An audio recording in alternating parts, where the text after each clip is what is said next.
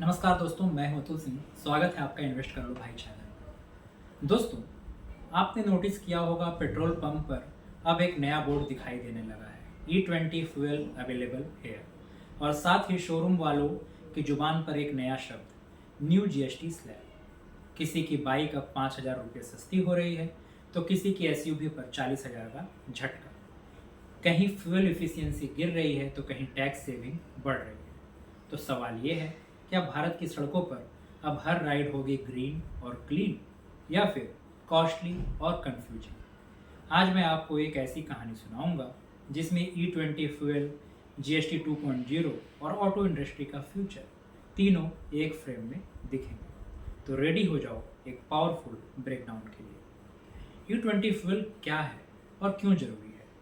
भारत सरकार ने 2025 तक पेट्रोल में 20% एथेनॉल ब्लेंड यानी E20 का टारगेट रखा है। Ethanol basically sugar cane, rice, maize जैसे क्रॉप से बनता है, यानी भोजन से ईंधन। इसके तीन फायदे हैं। क्रूड ऑयल इंपोर्ट कम होगा, इंडिया 85% तेल इंपोर्ट करता है। पोल्यूशन घटेगा, किसानों की इनकम बढ़ेगी। लेकिन हर फ्यूल मिक्स हर इंजन के लिए नहीं होता। E20 फ्यूल ज़्यादा ऑक्सीजनेटेड होता है, यानी जलने पर टेम्परेचर और प्रेशर दोनों बदल सकते हैं। पुराने इंजन इसके लिए डिज़ाइन नहीं है, इसलिए माइलेज में 6 से 8% तक की गिरावट पॉसिबल है। Indian oil and automotive research association of India ARAI ने ट्रायल्स में यह साफ हुआ है, अगर कार E20 नहीं है तो फ्यूल एफिशिएंसी 5 से 10% कम हो सकती है। अब बात करते हैं GST 2.0 की, जो अप्रैल 2025 से लागू है। पहले ऑलमोस्ट हर व्हीकल पर 28% GST और ऊपर से 1 से 22% तक का सेस था। नए स्ट्रक्चर में कुछ की बदलाव हुए, जैसे व्हीकल कैटेगरी, पुराना GST, नया GST। आइए जानते हैं। स्मॉल पेट्रोल कार्स 28% से 18%, 40,000 सस्ती। हाइब्रिड CNG कार्स 28 से 18, 50,000 तक सस्ती। SUV लग्जरी 50% यानी कोई बदलाव नहीं। लार्ज डीजल 50%, 45,000 और महंगी। बाइक्स की बात करें तो लेस देन 350cc की 18,000 सस्ती, ग्रेटर देन 350cc 31,000 महंगी। यानी मिडिल क्लास को कुछ राहत, लग्जरी बहस पर दबाव।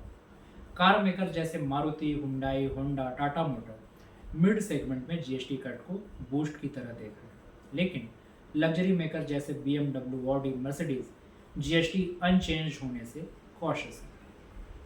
जो सबसे रियल गेम था, E20 और GST कॉम्बो इम्पैक्ट। अब इमेजिन करो, तुम स्लो डाउन में जाते हो, सेल्समैन बोलता है सर ये मॉडल तो E20 रेडी है पर थोड़ा एक्सपेंसिव पड़ेगा। दूसरा बोलता है ये सस्ता है पर पुराना इंजन है।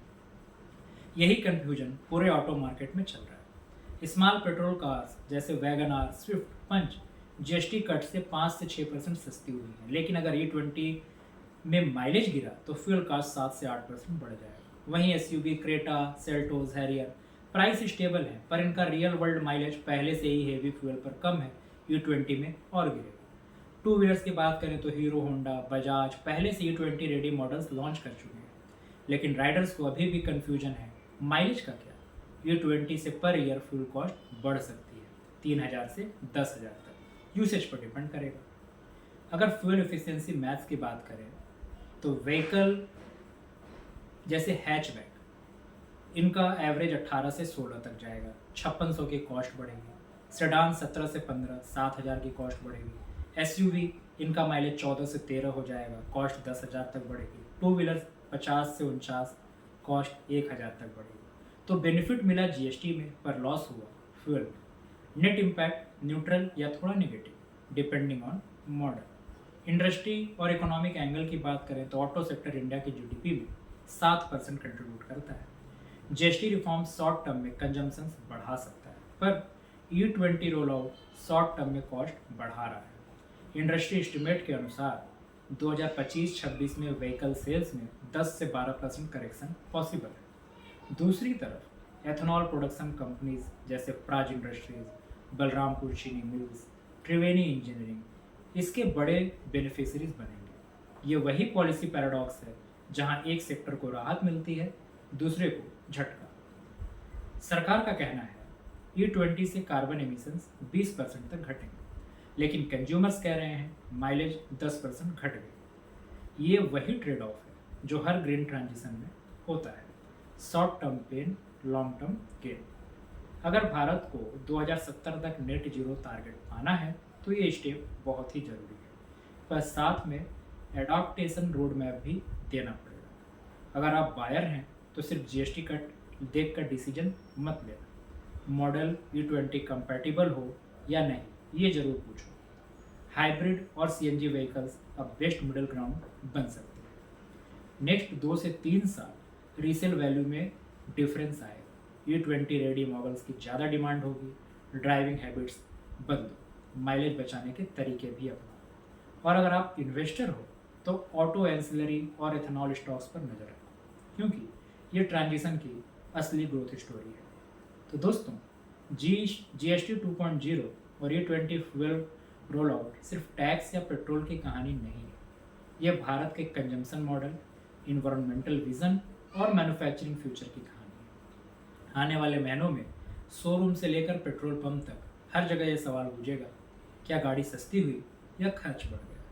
आपको क्या लगता है, ये राइड स्मूथ रहेगी या बम्प्स बढ़ेंगे? कमेंट्स में बताइए। और ऐसे ही इंसाइटफुल ब्रेकडाउन के लिए फॉलो कीजिए इन्वेस्ट कर लो भाई, क्योंकि यहाँ हर पॉलिसी को हम कॉमन सेंस की लेंस से समझाते हैं। Thank you.